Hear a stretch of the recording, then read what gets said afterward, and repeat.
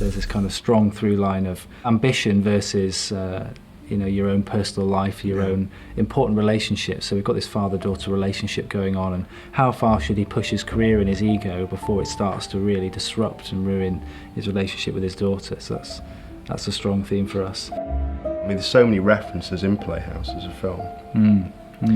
We're kind of working out all those kind of early inspirations, from Terminator to Mulholland Drive to The Shining to Prisoners to The Sixth Sense and so forth. So many movies. But hopefully within that there's something fresh, there's something of ourselves that starts to come through, something that's unique. The only problem would be, though, if people would mention other films while we were shooting, and suddenly we'd be right back into that film and we weren't where we were supposed to be. So we actually had to tell people to stop mentioning films during the shoot, to stop that happening. The power of suggestion is very powerful, especially when you're on a shoot like that film. Your first feature film, you're highly sensitised to everything that's going on. And there's nothing quite like that, There's so little time to decompress between, when you're shooting such long days, that it was hard to sometimes separate, what's the film and what's reality. And I remember waking up one night in my dad's spare bedroom and seeing his suit jacket hanging on the wardrobe and thinking that was burlesque right there and then, and I jumped out of bed and I felt really, really on edge. Back to sleep, get up, carry on.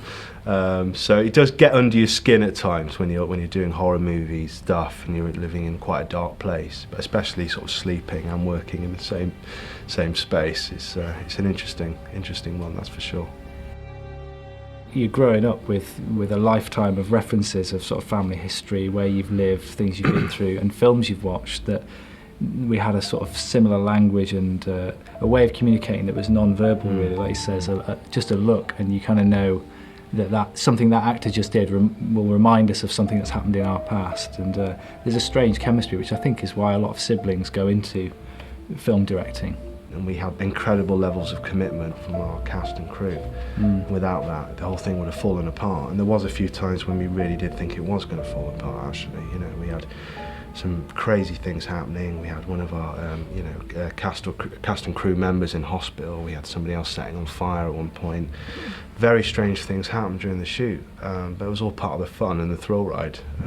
Finally, to get to the wrap party with a film was just an incredible moment, and I don't think I've ever felt as happy professionally as I did in that moment when we took that last photo at the wrap party. We'd done it.